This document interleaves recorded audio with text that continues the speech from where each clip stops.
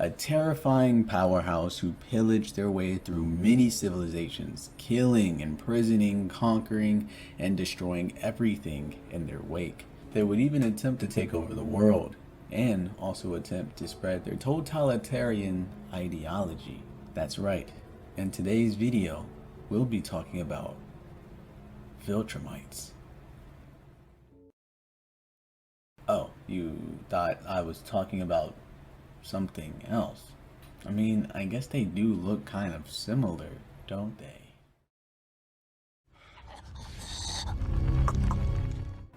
I am so lonely. All the other Viltrumites are scared of me. No one talks to me. No one wants to be my friend. They think I'm unstable. They send me from planet to planet committing atrocities in their name. And as I get better at it, they fear me more and more. I am a victim of my own success. Conquest. I don't even get a real name, only a purpose. I am capable of so much more and no one sees it. Some days I feel so alone I could cry, but I don't. I never do. Because what would be the point? Not a single person in the entire universe would care. Take it to your grave. This scene right here was an animation exclusive. This part of Conquest was not seen in the comments of Invincible, and this small alteration really changes the way you view Conquest, but also not really. Conquest is a menace, a man whose one goal in life is to receive a good fight, and this scene pretty much humanizes his character a bit, as after centuries of committing atrocities, killing countless people, he understands that he's just a tool at this point, that no one would care if he up and died one day. He knows that he's capable of so much more, but at the same time, he just doesn't care enough and plans to continue committing heinous crimes, as that's all he's done for as long as he can remember. It's all he knows, all he wants to believe in, and strangely enough, this got me thinking about how Viltrumites have extremely similar ideologies as No, I'm not kidding. That's what this video is about. Guys? Anyone? The year is 1902. An Italian man by the name of Benito Mussolini, let's hope that I'm saying that name right, moved from Italy to Switzerland to avoid his military service and got heavy into socialism, mainly wanting to violently overthrow European monarchies, which got him arrested and sent back to Italy. After getting arrested enough times, he was then forced to serve in the military and then returned back to being an avid activist and gained quite the following due to his stance being anti-war, having great journalist abilities and fancy speeches to boot. And that's when World War I would roll around, and of course he was very against this. Well, at first at least. But remember, he wants to overthrow the European rule and thinks the war actually might bring the social climate change that'll help spread the socialist agenda all across the world. And so he changed his stance and was thrown out of the socialist groups because, well, they weren't pro-war. Simultaneously, let's hop into Germany. Had served during World War I and was crazy patriotic. So when they lost, he obviously did not like the shame the war brought about. And so, hopping back over to Italy's side, Italy had been on the winning side of the war and thought that they were going to get a lot out of it, but in reality, it did not amount to anything. Pair this with the weakened government and failing economics, a lot of Italians were just not happy with the result, and which made Benito's or Mussolini's movement gain so much more traction, which made it possible for him to force himself into the prime minister role in 1922 with just sheer numbers alone. Now let's flip onto the losing side of the First World War. Germany were in the same boat, except they lost, and many limitations were set upon them. They were forced to have a smaller army, pay out a huge fee, lost territory. Needless to say, they absolutely got fucked. So similarly, when would oppose an idea to fix the current state of things, well, Germany loved that as well. It would help create a group, and his popularity grew so much that the president at the time, this guy, would crown him chancellor, saying that he was the savior of Germany, which may or may not have gone to his head a bit, as he would craft an entire dictatorship around himself. Now, Europe had two big name dictators who had a lot of the same views and became besties very quickly. Japan, who had been isolated for almost 200 years, had beef with a lot of the same enemies that Italy and Germany had, so they became allies as well. They all wanted to spread the territory by any means necessary, and so they did. And this is where most of the war's most heinous crimes against humanity were committed. There are many parts of the story that I can deep dive into, like what Japan did, but I'd rather just focus on the more prominent parts. Not to say that all the other events happenings was not important, but we all know what the most prominent, most disgusting example of human lives wasted from pure hatred and pride and everything else you can think of. We are going to be talking about the 3 million ground troop invasion. He had been extremely racist, and during this invasion his treatment towards the ethnic peoples was at its highest, and some of the cruelest treatment would be out on display. In Europe, in the already occupied territories, unwanted ethnic groups were being rounded up by the millions, most of which being Jewish people, and they had to go through some of the worst treatments in human history. From that point forward, had begun to lose the war as more allied armies began to squeeze until they were forced to surrender after 8 long years. Now, why the hell did I just sit here and tell you about a whole history lesson on World War I and II? Well, because I'm a history nerd and I found it to be incredibly interesting, but also because giving context of the war will make their ideologies make a lot more sense. To put it simply, wanted world domination. They believe in ideologies that sought to create a pure Aryan race. They viewed non-Aryans, particularly Jews, as subhuman and inferior, which justified their exclusion, segregation, and eventual extermination. Germany was also a totalitarian state where the government controlled all aspects of life. The regime used propaganda, violence, and terror to maintain control over the population. Those who were opposed to the regime were brutally silenced. Films, speeches, newspaper postings helped shape the way the state viewed all of the opposing forces and the war itself.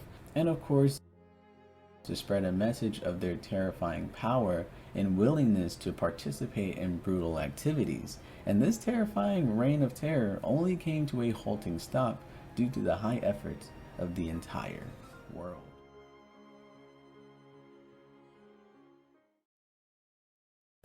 Now, I want to preference this and stop the video because I understand that this is a very serious topic. This is definitely a very sensitive topic to an entire demographic of people. And for those that are watching this and you're giving kind of like a side eye, like, are you really about to do this? I want to preface this and say that this is not for any type of shits and giggles. It's more so just something I found interesting and that I wanted to bring in the forefront, as I truly feel like fiction stories can be retellings of major events from the past that should never be forgotten. And if I can be that person to be the constant reminder of all the heinous things that, you know, is trying to be swept under the rug, then let me be that person. Certain things that Viltrumites do and did, and the cautionary tale of how they ended up, could be learned further down the future, even if it was a fictional story. So I just want to preference this that this is not for any type of entertainment. I'm not joking around about the war. I know that many people were harmed, hurt, and scarred for generations because of the actions of a few. And so this is purely for educational, conversational, and I think I said educational based already. So let's get back into the video. Now, Viltrum. In the start of Invincible, before Nolan was outed as an alien invader that was sent to Earth to, get it ready for conquering, he had told Mark when he was young where he came from, so this is the kid-friendly version of it. Viltrum is in a solar system quite similar to Earth. However, the planet is a cold oasis, and on that planet has species known as Viltrumites. They are able to fly, move at super speed, and possess great amounts of strength. When they become of age and learn to use their powers, they venture out in space and help lesser developed planets, and of course, Nolan was sent to Earth to act as its savior from foreign invaders. Now, here's the real story, so get your seatbelts buckled. Viltrum is a very real planet, but not everyone was super powered or born naturally gifted. In fact, it took years, centuries even, of not so natural selection as they would kill one another, leaving behind only the absolutes to continue the population. They believed themselves to be the absolutes of genetic, as their power was so great, and so they created an empire. Then they believed they should be the only empire, and went on to propose absolute loyalty. And when some planets didn't comply, well, they made them.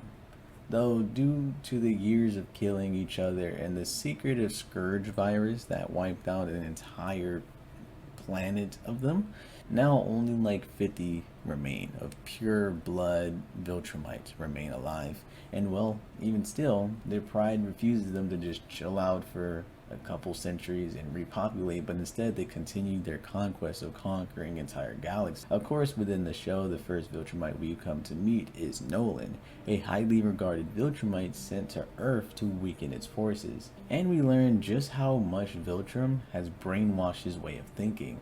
Throughout the first season, we could see his resolve always being shaken. When he hit Mark too hard, you can tell it was just instincts.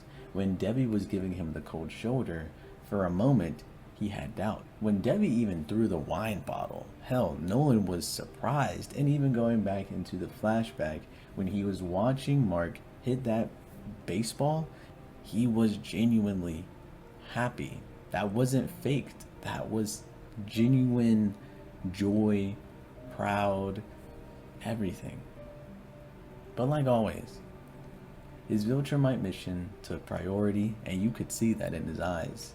That was until he beat his own son to a bloody pulp, asking him why he made him do it, that he's fighting for lesser beings, that due to his genes he'll outlive everyone and everything he cares for, so why fight? And the one and only thing to truly break his loyalty to the Empire was, even after all that time, Mark still would have his father. That was his answer. And of course, now that Nolan is gone, someone has to fill the shoes and take over Earth, and so we meet many other Viltrumites whose morals and ways of thinking and treatments have shaped them into these weapons of mass destructions. But before going off to the other Viltrumites, I want to first talk about the Nolan from the comics versus the Nolan from the show. I'm primarily going to be going over just Nolan the show because there are some noticeable differences, but since I'm talking about a Conquest animation original, I should probably just talk about the show. Well, it is interesting to bring up that within the show, when Nolan would run away, he was feeling guilt for what he did. He was feeling lost, selflessness, really. He was actually going to kill himself. But I find what's interesting is that in the comics, when he aborted the mission and left, it was different because he wasn't selfless. He wasn't thinking about how evil and lost he was. It was more so like, fuck, what did I do? Because it was genuine fear. And I want to bring that into understanding that in the comics, Nolan was scared of what was going to happen to him due to him breaking his I guess his rule over Earth. It's a very interesting thing and something we're gonna like circle back to as to why this is an important detail to add for the context of the video. And going back to the other Viltrumites, we can talk about Anissa and what she does in the comics. We can talk about Craig and what happens to him later, and all the other people that were sent to Earth to do whatever they gotta do. We can talk about all those things. But the one person that I really want to, I guess, go over was Conquest and that added scene within the show.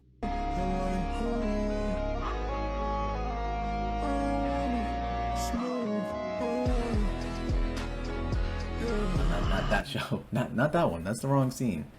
Yes, this one right here. From my knowledge, this little interaction was not in the comics and was simply added for the viewer's delight. See, at this point, this is the episode finale. It's the season finale, and at this point, Conquest has put the hurt on Mark bad. At this point, just talking shit to him. He broke Mark's leg, killed his girlfriend, broke her jaw, and impaled her. Gave Oliver a few inches, by stretching him out, and right before killing Mark, he begins to express some of the most vulnerable shit we've ever heard from Conquest. Here's the monologue. I am so lonely. All the other Viltrumites are scared of me. No one talks to me. No one wants to be my friend. They think I'm unstable. They send me from planet to planet committing atrocities in their name. And as I get better at it, they fear me more and more. I am a victim of my own success. Conquest. I don't even get a real name, only a purpose. I am capable of so much more and no one sees it. Some days I feel so alone I could cry, but I don't. I never do. Because what would be the point? Not a single person in the entire universe would care. Take it to your grave. He understands that he's merely a weapon, that he's capable of so much more, and yet this is all he's been doing for hundreds, thousands even, of years. So why change now? Change is too difficult, so instead he chooses to walk down this destructive path, fully knowing what he is and what he's doing, fully knowing where it's going to inevitably end up. This one scene is what pretty much inspired this entire video. For days I could not get it out of my head because it was just so gravitating. I questioned myself, why? Well, I finally realized why it stuck with me for so very long. Black Mirror's Men on Fire. Men on Fire is an episode of Black Mirror, as I just said. Within this episode, there lies a monologue towards the end of the episode. The head honcho guy gives us some fun facts about World War II, stating that the war could have been over much sooner, but many soldiers chose to shoot over the heads of the enemy because the psychological strain was simply too much. That if they were just to shoot to kill without any hesitation, the war, the lives would have been much more tamed than what it was in the history books. In the episode, we see our main character and his teammates are fighting against these zombie monster-like things. These things aren't human to them, and so they have absolutely no problem killing them. Actually, they're being congratulated when doing so, and even other teammates or other soldiers seem a bit envious that they didn't get to kill one. But when on a mission and things go awry, and they struggle with one of the monsters, his chip is deactivated, and the facade comes right off, showing that this thing was no monster all along, but instead a human being.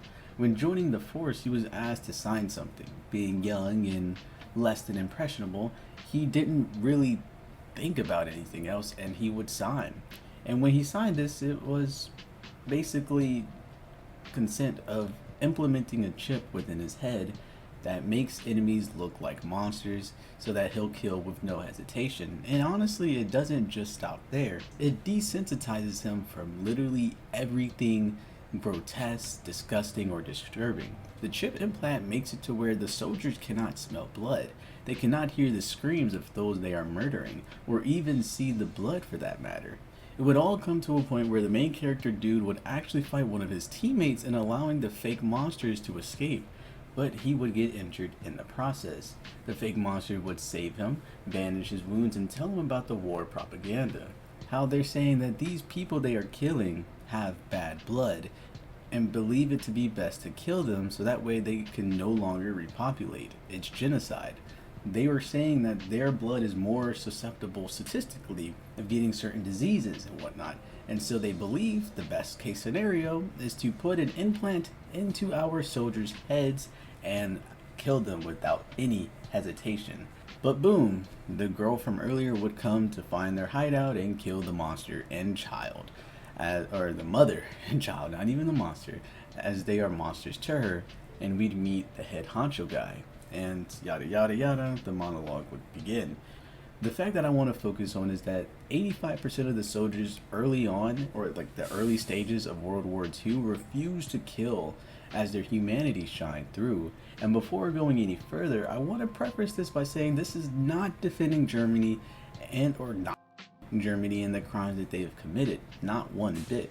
We all love Nolan and his character, but that does not remove the fact that he used Mark as an object to obliterate countless lives on that train, and it's a theme that Season 3 has tackled quite heavily. No matter how much a man can change, there are just some things that you cannot outlive. There are just some things that cannot be forgiven nor forgotten. In this video so far, and I'm pretty much thinking it's going to be about 20 minutes worth of like context that I wanted to share with you guys, but in this video I had aimed to explain the Viltrumites as a society, as an empire, and I wanted to talk about East Germany in World War I and II and give you all the behavioral complexities of it all, because in this video, as I keep preferencing, because I know people are going to get the wrong idea, there's always going to be someone out there. I am not sitting here trying to defend their actions. I'm not sitting here trying to educate them or be pro-Vietnam. That's even a thing. I'm simply saying how Viltrumites and the way they end their cautionary tale is quite similar to Vietnam and how they incorporated it. And like I said, I truly believe that fictional stories can be used as a cautionary tale for those of future generations to look back on. Maybe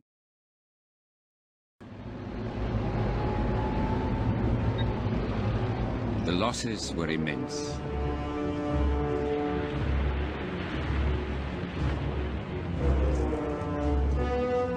What were these men still fighting for? For their Führer? For Germany? To the point of self-destruction. Section 1, Military and Conquest. Materialism and conquest. The idea that one race, one group, one species is destined to dominate others, and that violence is not justified but inevitable. Xenomers' quest for power was rooted in the belief that the Aryan race was superior, right? And that their expansion into Eastern Europe and beyond was not only necessary but natural. The Lebensraum concept justified the conquest of millions of innocent lives, ruthlessly wiping out anyone deemed inferior, and it was an ideology of extermination. Lebensraum actually is it's a belief that the Germans had. It's a concept of expansionism that they believed in. The territory that a state or nation believes is needed for its natural development, especially associated with the emergence. It is basically expansion, destruction, and conquest, conquering. And Viltrumites. These terrifying alien conquerors are no different. Their whole existence is based on one central belief: the survival of the fittest. They see themselves as the strongest and therefore entitled to conquer and wipe out weaker civilizations across the universe. There's no mercy, there's no hesitation, there's just death.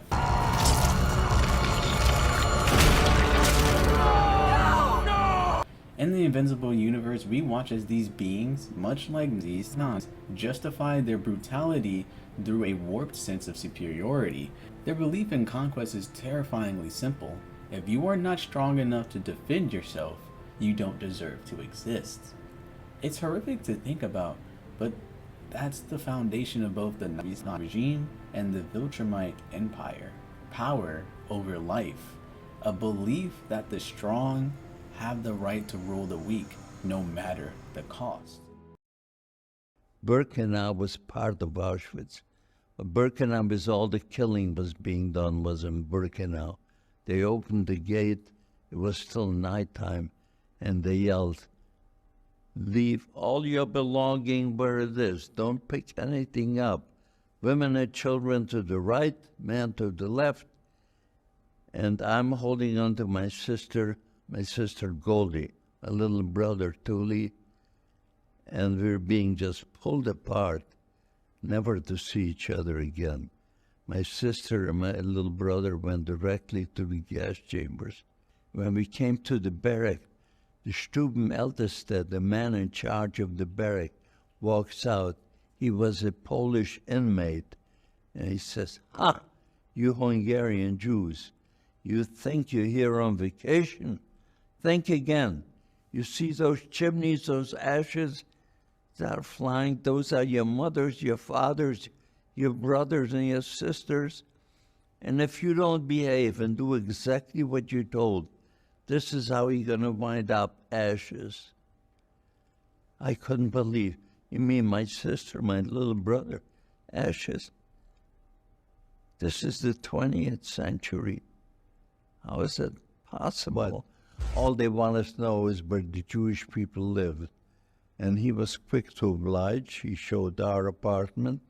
And there was another young couple on the other side, Jewish, husband and wife, 2 daughters. The mother gave birth to an infant little boy 2 months earlier. And they came breaking down the door and beating us, pistol whipping us. We were in bed 5 a.m. In their hands, they had open sacks. And they were screaming, "Throw in all your valuables, money, gold, jewelry, whatever they can find," they threw in. They're beating up my father to open up the safe. While my father is opening the safe, we hear this terrible screaming from our neighbor's apartment. My sister Lola and I went through the back door to the kitchen, to their kitchen, and we came into their apartment, and this is what we saw. This monster was holding the infant by its legs and swinging it and yelling to the parents, make him shut up. The parents are yelling, and the daughters, our baby, don't hurt our baby." With a smirk on his face, you can see he was enjoying what he was doing. It's the memories that won't leave me. I get nightmares seeing that screaming infant and that sudden silence and what came out from his head. My God. Section 2. Racial superiority. But perhaps the most terrifying similarity is the belief in racial superiority. The idea that some people, some species, are just inherently better than others. And the university's this was the core of their ideology. His followers believed that the Aryan race was the pinnacle of human evolution, destined to rule over all others. This false belief became the justification of their savage actions. The genocide of 6 million Jews, the mass slaughter of the Romanian people, disabled individuals, and anyone else deemed racially inferior. And the Viltrumites carry the same horrific mindset. They believe their superior strength makes them entitled to dominate others. They see the other species as nothing more than obstacles, lesser beings who don't deserve to exist. Look what they need to mimic a fraction of our power. Omni-Man, one of the central Viltrumite figures in Invincible, embodies this chilling belief. He tells his son Mark that the Viltrumites are the strongest species in the universe and that their conquest is justified because they are simply better than everyone else. Does that sound familiar? It's the exact same thing that the Nazis used to justify the slaughter of millions. It is painful to realize, but this idea of superiority, whether the racial or physical, is the root of the much of the suffering. That is a reminder that even in fiction, such ideologies can mirror the horrors of history.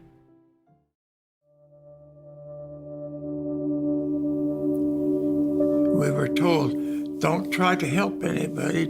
Don't bring nobody back to the ship.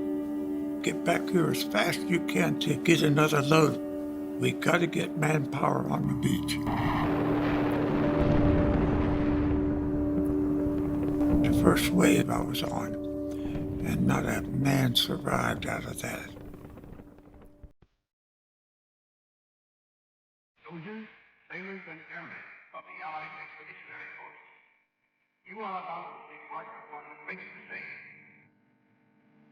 I have full confidence in your courage, devotion to duty, and skill in battle. We will accept nothing less than full victory. We had over 100 feet of clear beach, maybe close to 200, before you could get any shelter. And the Germans was up on the hills bombarding us. For at least 10 feet, the water was just blood red. And bodies all over, even dropped the gate down on top of bodies. Couldn't help it. And there was quite a few injured that we still couldn't bring them back because we had to get manpower on the beach. There was one young boy, he couldn't have been over 17. When we dropped off the load, he said, "I want my mama." We couldn't stop to help him and bring him back or nothing. It was mean. That was the worst battle I believe I was in.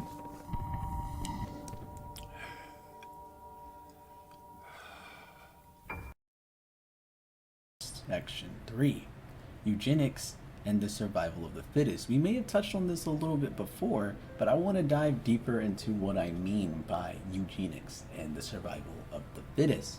The belief that only the genetically superior should be allowed to thrive.